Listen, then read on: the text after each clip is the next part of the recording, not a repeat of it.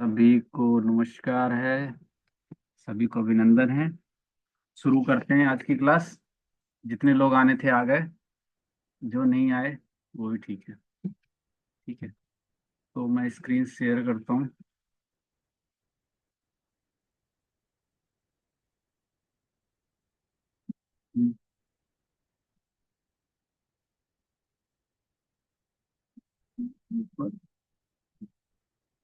तो कल हम पढ़ रहे थे स्टॉक्स को बाय कैसे करते हैं। स्टॉक्स को बाय कैसे करते हैं, स्टॉक्स को सेल कैसे करते हैं। तो किस किस सेक्शन में हमने देखा था। हमने देखा था इक्विटी वाले सेक्शन में। तो हाँ, इक्विटी वाले सेक्शन में हमने देखा था। ओके। हाँ, इक्विटी वाले सेक्शन में हमने देखा था। तो बेसिकली हमने कैसे किया था इसको, जैसे ये टाटा स्टील है। हमने बाय करना है तो नॉर्मली हम बाय पे गए और इसको इन्वेस्टिंग कर दिया। ये एनएससी में हो चाहे बीएससी में हो, उससे कोई फर्क नहीं पड़ेगा। आपको एनएससी में बाय करना तो एनएससी में बाय करिए, बीएससी में बाय करना तो बीएससी में बाय करिए। मेन में मेरा मोटो ये था कि आपने लिमिट लगानी है यहाँ पे लिमिट लगाइए। लिमिट लगा करके उसको बाय कर लीजिए। और इन्वेस्टिंग में आपको कोई भी मार्जिन फैसिलिटी नहीं मिलेगी। क्यों? क्योंकि आप उसको इन्वेस्ट कर रहे हैं, ना कि ट्रेड कर रहे हैं। ट्रेड करना क्या होता है कि आपने रोज आज खरीदा और आज ही आप उसको सेल करेंगे बिफोर मार्केट क्लोजिंग, मतलब मार्केट क्लोज होने से पहले। कितने बजे? 3:30 से पहले पहले। ठीक है।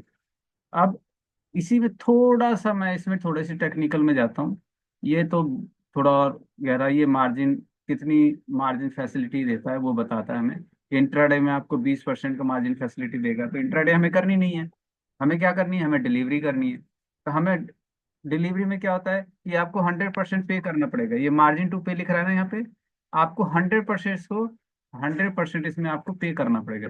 ये जो मार्जिन टू पे लिख रहा है इसमें, अगर इंट्राडे करते हैं तो आपको 5x का मार्जिन मिलता है। मतलब आपको कोई भी ट्रेड का सिर्फ 20% आपको पे करना पड़ेगा। और इंट्राडे विथ कवर होता है। कवर मतलब आपने कोई ऑप्शंस का वो प्रीमियम ले लिया तो भी 20% मिलता है। मार्जिन ट्रेडिंग फैसिलिटीज ले लिया। डिलीवरी में आपको पूरा का पूरा 100% पेमेंट आपको देना पड़ेगा इसमें। तो सबसे बेस्ट होता है फिलहाल के लिए तो आप डिलीवरी लीजिए। क्यों? क्योंकि आपको इसमें फंडामेंटल्स और टेक्निकल्स नहीं पता है। एक होता है ऑप्शन चेन, इसके डेरिवेटिव्स होते हैं। इसके बारे में भी बताएंगे कि इसमें कैसे ट्रेड करते हैं। ये थोड़ा डीपली हो जाता है, जो कि हम इसके एक अलग सा सॉफ्टवेयर है एलटीपी कैलकुलेटर, जब उसके बारे में सीखेंगे तब हम इसको बताएंगे। ठीक है। एक होता है इसमें फ्यूचर में ट्रेड करना। फ्यूचर में ट्रेड करना क्या होता है कि स्टॉक्स तो आपका एक एक ये स्टेक तो है ही कंपनी का। अब ये भी एक डेरिवेटिव होता है, जो कि इसकी एक्सपायरी होती है मंथली। ठीक है।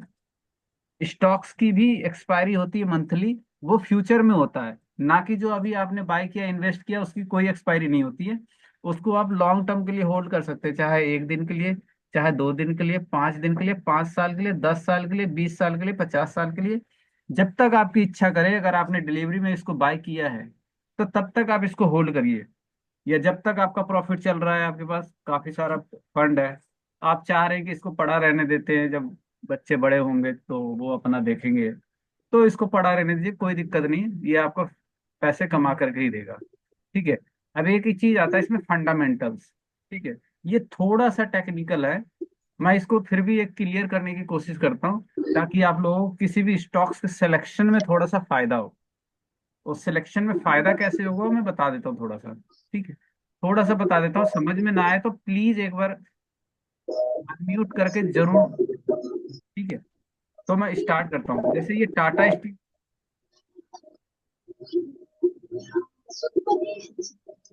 किसी का माइक खुला है, प्लीज बंद करके रखें।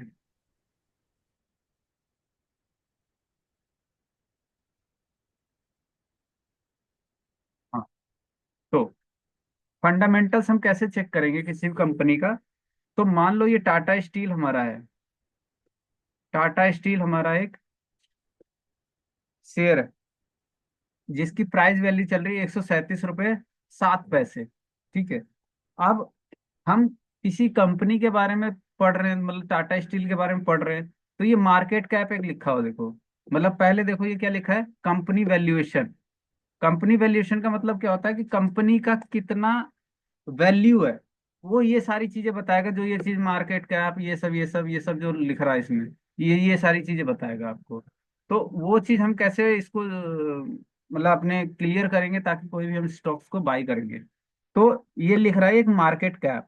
मार्केट कैप में लिख रहा है 1,71,111.71। मतलब इसका मतलब ये हुआ कि टाटा स्टील की जो कंपनी है जिसकी टोटल वैल्यू है 1,71,111 करोड़ रुपया, 71 पैसा। मतलब इतने करोड़ रुपए की, 1,71,111 करोड़ रुपए की ये कंपनी है। टोटल वैल्यू इसकी इतनी है, और इतने के ही शेयर इस मार्केट में, इस टाटा स्टील के शेयर मार्केट में सर्कुलेट हो रहे हैं, जिसमें हम लोग ट्रेड करते हैं। ठीक है, तो ये इसका एक फंडामेंटल्स हो गया। मतलब ये मार्केट कैप आपको समझ में आ गया होगा। ठीक है, एक होता है पी रेशियो। पी रेशियो होता है profit to earning ratio. Profit to earning ratio का क्या मतलब होता है कि कोई भी स्टॉक पहली बार लिस्ट होता है तो किस फॉर्म में लिस्ट होता है। मैंने आपको बताया था कि कोई भी कंपनी जब लिस्ट होता है तो वो आईपीओ इशू होते हैं। वो किस में इशू होते हैं, प्राइमरी मार्केट में इशू होते हैं। तो प्राइमरी मार्केट में आईपीओ इशू होता है, और उसके बाद लोग उसको बाय करते हैं। तो आईपीओ कैसे खरीदते हैं, कैसे बेचते हैं, इसके बारे में भी आपको बताया जाएगा। ठीक है। तो तो ये आईपीओ, तो उसी टाइम पे किसी भी कंपनी का पी रेशियो पहले से डिफाइन किया जाता है। कि मान लो किसी कंपनी को 80 दे दिया, किसी कंपनी को 60 दे दिया, किसी कंपनी को 70 दे दिया, किसी कंपनी को 50 दे दिया। ये सेबी उस कंपनी की वैल्यूएशन के हिसाब से ये डिफाइन करता है। ठीक है। अब जब किसी भी कंपनी को कितना भी ये प्राइस टू अर्निंग रेशियो दे देते हैं, उसके बाद क्या होता है कि मान लो कंपनी ने कुछ प्रॉफिट किया। ठीक है, तो प्रॉफिट को इससे डिवाइड करने के बाद तो ये पी रेशियो घटता बढ़ता रहता है। ठीक है, तो कभी भी हम पी रेशियो के हिसाब से कोई भी शेयर को बाय नहीं कर पाएंगे, क्योंकि ये हमें प्रॉपर तरीके से नहीं बताएगा कि हमारे ये कंपनी ग्रो कर रही है या फिर वैसे वो डिक्लाइन मोड में चल रही है। डिक्लाइन मतलब गिरते हुए जा रही है, या कंपनी की वैल्यूएशन खराब है, ये है वो है। तो हम इसमें इसको तरीके से पता नहीं कर पाएंगे। एक चीज हम ये कर सकते हैं कि इसका डिविडेंड यील्ड कितना है। डिविडेंड यील्ड का मतलब क्या होता है कि मैंने आपको बताया था कि कोई भी स्टॉक्स आप बाय करते हैं, जब कोई भी स्टॉक्स आप बाय करते हैं तो उसमें क्या होता है कि आप उस कंपनी के पार्टनरशिप हो जाते हैं। मतलब आप उस कंपनी के हिस्सेदार हो जाते हैं। तो कोई भी कंपनी का शेयर आपने बाय किया तो आप उस कंपनी के हिस्सेदार हो गए। ठीक है, जब हिस्सेदार हो गए, हिस्सेदार कैसे हुए, क्योंकि आपने उस कंपनी में पैसे लगाए हैं अपने, आपने अपने पैसे उस कंपनी को ग्रो करने के लिए दिए हैं। ठीक है, तो वो उस कंपनी के पार्टनरशिप आप हो गए। मतलब उस एक, जितने भी शेयर्स आपने खरीदे उतने परसेंट आप उसका हिस्सा हो गए। मतलब वो जो जितने शेयर आपने खरीदे, वो जितना भी परसेंट कंपनी का बनेगा, उतने परसेंट के आप उसके ऑनर हो गए। ठीक है, तो ये डिविडेंड यील्ड क्या होता है। डिविडेंड यील्ड ये चीज होता है कि कंपनी ने जितना भी प्रॉफिट किया है पूरे साल में, या हर तीसरे महीने, तिमाही महीने में वो अपने नतीजे घोषित करती है। नतीजे घोषित क्या होता है कि भाई साहब हमारे 3 महीने में हमने इतने रुपए कमाया है। ठीक है, या हमारा इतना परसेंट लॉस हुआ है। तो उसी के हिसाब से क्या होता है कि कंपनी को इंटरेस्ट पे करना होता है, क्योंकि आपने तो पैसे लगाए हैं कंपनी में। तो ऑब्वियसली आप पूछेंगे भैया जब मैंने आपको पैसे दिए हैं, आपको मैंने पैसे दे दिए हैं, तो आप मेरे पैसों का क्या उपयोग कर रहे हैं, और कंपनी में कंपनी को बढ़ाने के लिए आप क्या कर रहे हैं। और हमने जो पैसे लगाए कम से कम उसका कुछ परसेंट तो दो, क्योंकि आपने हमने आपको काम करने के लिए दिया है, बैठने के लिए थोड़ी दिया। हमने अपने पैसा आपको आपकी जेब में रखने के लिए नहीं दिया है। तो जब वो ये कहेगा कि हाँ भैया 3 महीने में हमने इतना प्रॉफिट किया है, तो ठीक है प्रॉफिट किया तो हमें भी तो दो। तो किस फॉर्म में देंगे वो, उसका नाम होता है डिविडेंड। डिविडेंड मतलब जो कंपनी ने प्रॉफिट किया है उस प्रॉफिट का जितने भी शेयर हैं पब्लिकली में, उसको उतने ही पार्ट में डिवाइड करके उसको बांटना, इज कॉल्ड डिविडेंड। तो कंपनी अपना डिविडेंड दे रही है 2.62%। तो अच्छी कंपनी है ये। मतलब डिविडेंड जब बांट रही है तो कंपनी अच्छी है। ठीक है, अब एक चीज और, अगली चीज आती है, ये आरओई आरओई ये आपके काम की मतलब की चीज नहीं है, ठीक है। और सभी लोग प्लीज, मैं रिक्वेस्ट कर रहा हूँ, नोट्स बनाते हुए चलें, ताकि आपको किसी भी स्टॉक्स के सिलेक्शन में कोई दिक्कत ना हो, ठीक है। अगर नहीं समझ में आता है तो मैं वीडियो को डाल दिया करूंगा ग्रुप चैनल पे, तो आप वीडियो को एक बार नहीं, दो बार नहीं, 3 बार, जितनी मर्जी उतने टाइम से देखें, वीडियो डिलीट नहीं होगा। तो ठीक है। अब अब एक चीज और समझते हैं, सबसे मोस्ट इंपॉर्टेंट चीज क्या होता है, बुक वैल्यू, ठीक है। ये बहुत ही इंपॉर्टेंट चीज है कंपनी का, ठीक है। तो बुक वैल्यू किसी भी कंपनी का वो चीज बताता है कि अगर कंपनी की बुक वैल्यू पॉजिटिव में हो, कंपनी की बुक वैल्यू पॉजिटिव में हो, पॉजिटिव का मतलब क्या है, प्लस, मतलब कंपनी हमेशा प्रॉफिटेबल है, इस पे कोई भी डिविडेंड नहीं है, मतलब कोई भी डेप्ट नहीं है। डेप्ट का मतलब क्या होता है कि इस पे कोई भी लोन नहीं है, ठीक है। डेप्ट का मतलब होता है कोई भी लोन नहीं है। तो बुक वैल्यू का मतलब होता है 70 रुपये 92 पैसे इसका बुक वैल्यू, मतलब इस कंपनी के एक शेयर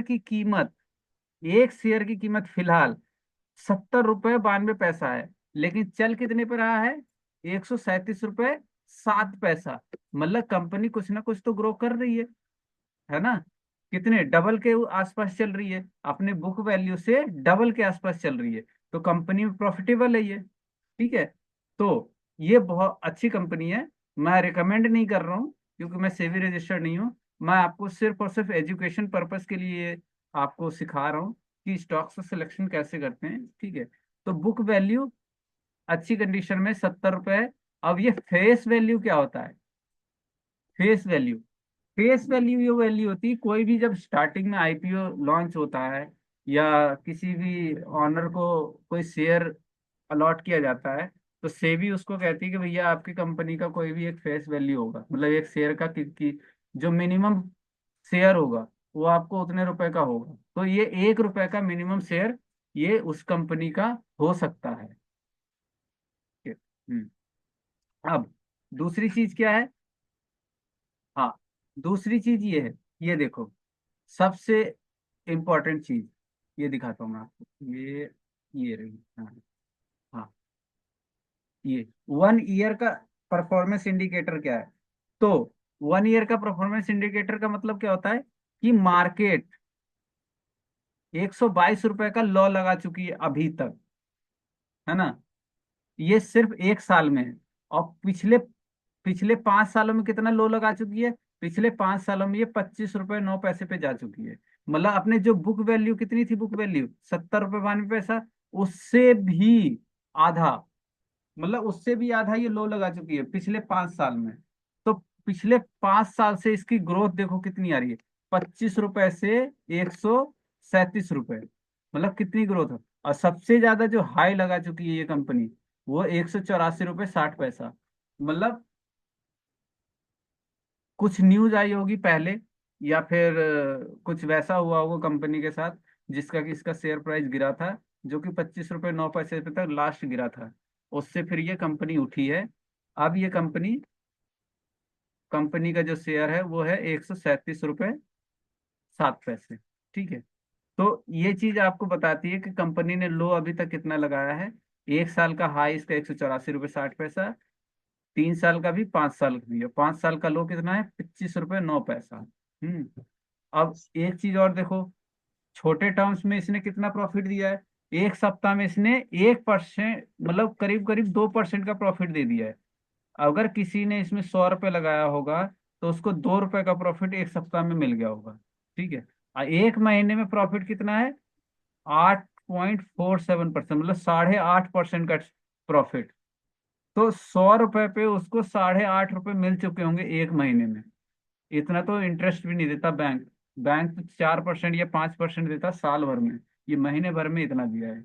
ये कोई इन्फ्लुएंसर नहीं है, मैं जस्ट जो ये इसका डेटा बता रहा है वही चीज मैं आपको बता रहा हूँ। 3 महीने में ये -4.5% का, मतलब आपको कोई भी शेयर खरीदा होगा तो ये माइनस में 4.5% गया होगा।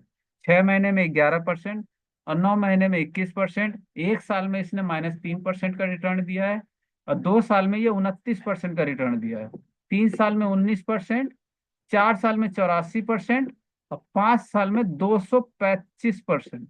मतलब 5 साल में तो इसने हद ही कर दी। मतलब इतना 225%, कोई भी पैसा लगाया होगा तो उसका सीधे 2.25 गुना पैसा 5 साल में। ठीक है, तो ये आई थिंक ये समझ में आया होगा। अब थोड़ा सा और इसको लेकर के चलते हैं कि कंपनी के पास इसके कितने शेयर हैं, और other foreign investor, public investor, government, others क्या क्या होते हैं। तो यहाँ पे लिख रहा है प्रमोटर्स, ये लिख रहा है ना share holding patterns. Share holding patterns का क्या मतलब होता है? शेयर होल्डिंग पैटर्न्स का मतलब ये होता है कि जो कंपनी ने शेयर अलॉट किए थे, कितने के शेयर अलॉट किए थे, 1,71,711 रुपए का इसका पूरा कंपनी का वैल्यूएशन था। तो उतने का शेयर कंपनी ने शेयर मतलब अलॉट कर रखे हैं। तो उसमें से प्रमोटर्स कौन होते हैं? प्रमोटर्स होते हैं ऑनर। कौन होते हैं? ऑनर।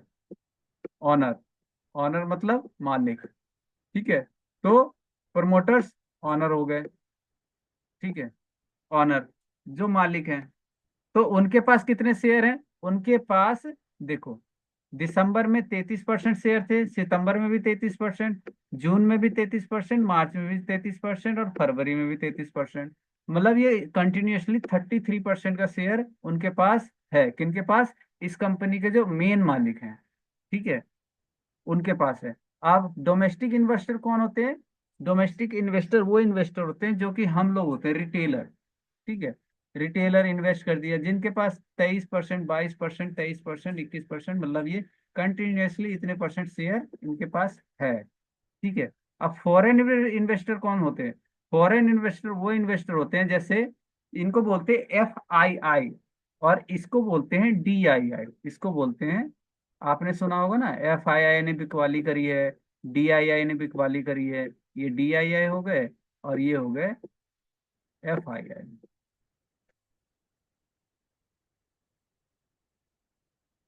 FII, ठीक है। तो ये DII हो गए, ये FII हो गए। डी हो गए हमारे डोमेस्टिक वाले, जितने भी इंडिया के लोग इस शेयर में बाय और सेल कर रहे हैं, वो DII हो गए। FII होते फॉरेन इंस्टीट्यूट इन्वेस्टर। हाँ, तो इसके कितने परसेंट शेयर हैं इसमें? मतलब 19%, कंटिन्यूसली 19, 20, 19, 20, 19, 20 ये चल ही रहे हैं। मतलब बाहर के लोग, जो विदेशी लोग हैं, उसने कितने पैसे लगाए हैं इसमें? उसने इसमें पैसे लगाए 19%। हाँ, तो 19%, ये एक एक फरवरी में उन्होंने 0%, मतलब सारे शेयर उन्होंने बेच दिए होंगे, फिर उन्होंने दोबारा स्टेक अपना बना लिया होगा। ठीक है, ये। हाँ, तो अब पब्लिक इन्वेस्टर कौन होते हैं? ये होते हैं जो मोटा पैसा लगाते हैं, जिनके पास काफी सारा फंड हो। ठीक है, और गवर्नमेंट के पास, गवर्नमेंट ने अपने कुछ स्टेक इसमें बनाए 0.01%। सरकार भी शेयर्स खरीदती है, ये देखो, सरकार भी शेयर खरीदती है। ये लिख रहा है ना गवर्नमेंट, मतलब सरकार के पास जो आप टैक्स देते हो, टैक्स देने के बाद ये कहते हैं ना कि इंडिया का रेवेन्यू इतना है, तो इंडिया का रेवेन्यू इतना है। 1 मिनट।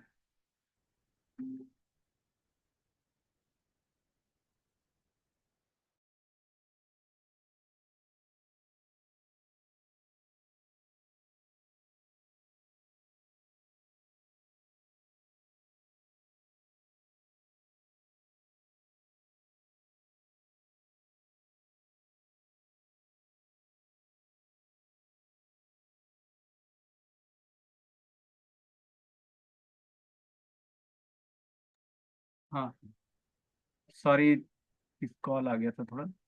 ठीक है, हाँ। तो ये गवर्नमेंट हो गए। ओके, अब हो गए अदर्स।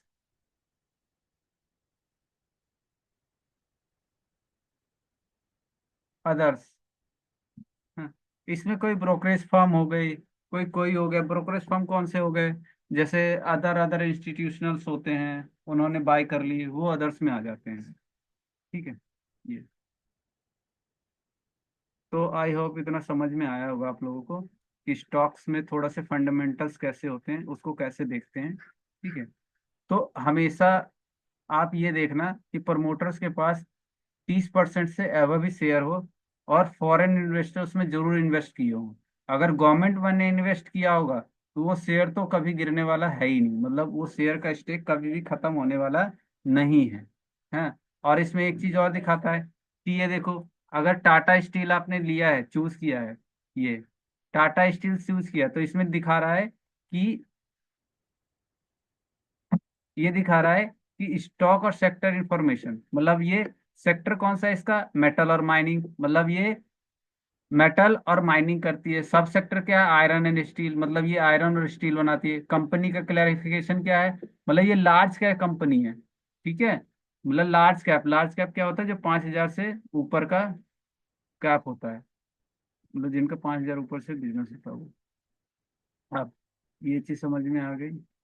एक मिनट और इसको हटाते हैं। ठीक है। हाँ, तो आई होप ये चीज समझ में आया होगा आप लोगों को। ठीक है। अब ये तो बहुत ज्यादा डीपली हो जाता है कि इसका फाइनेंशियल क्या है, प्रॉफिट क्या है, इंटरेस्ट क्या है, ये बहुत ज्यादा। फिलहाल आपको बेसिकली ये जो फंडामेंटल्स है, इसको देख करके आप कोई भी शेयर को एक बार रीड कर लें, तभी इसको बाय करें। ठीक है। अब ये हो गया। इसमें कोई क्वेश्चन है किसी को तो प्लीज पूछें, किसी को कोई डाउट हो।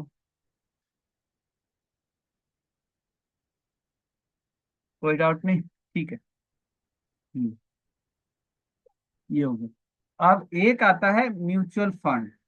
हाँ, म्यूचुअल फंड क्या होता है, म्यूचुअल फंड बेसिकली क्या होता है, म्यूचुअल फंड एक होता है एसआईपी, जिसमें कि हमारा लॉस कवर होता है, मतलब आपका loss cover in the sense, तो अगर मार्केट गिरेगा तो आपका पोर्टफोलियो रेड तो होगा, लेकिन एक टाइम के बाद वो प्रॉफिट, मतलब वो पोर्टफोलियो ग्रीन में चला जाएगा। क्यों, जब मार्केट अपना बुल की रैली कंप्लीट करेगा, आपके मतलब स्ट्राइक प्राइस को क्लियर कर देगा, जैसे आपने अभी निफ्टी या इंडेक्सेस हमारे कहीं चल रहे हैं, है ना, इंडेक्स हमारा चल रहा है 22,547, आपने इस पे एसआईपी कर दी है।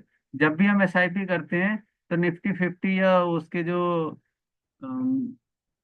वैल्यू चल रही होती है जिस टाइम पे, उसी का लो जो लगता है या हाई लगता है, उसी के अनुसार उसका एनएवी डिफाइन होता है। एनएवी क्या होता है, जो उसकी वैल्यू होती है, जैसे शेयर की वैल्यू होती है, वैसे म्यूचुअल फंड का वैल्यू होता है, उसको बोलते हैं एनएवी। ठीक है, उसी के हिसाब से वो डिफाइन होता है ना।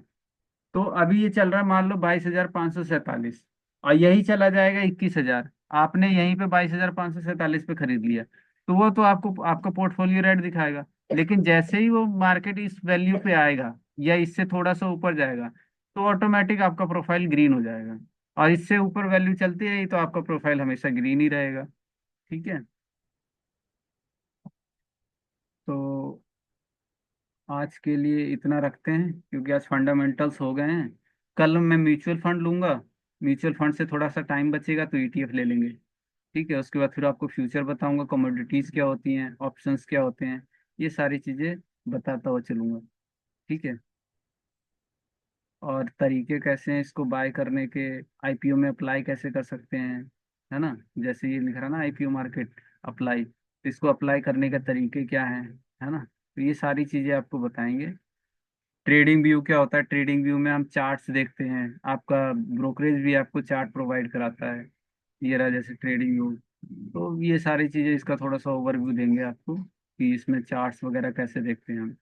बेसिकली चार्ट्स देखने की जरूरत ही नहीं है, जब मैंने आपको वो बताया है, क्या नाम ये, कि किसी भी शेयर,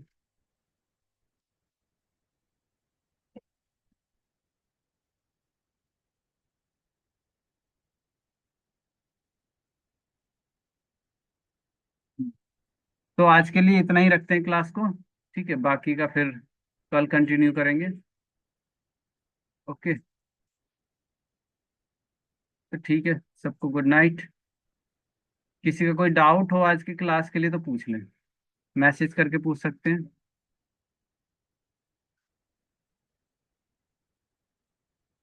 ठीक है, नहीं है, ओके, ठीक है, तो सबको गुड नाइट।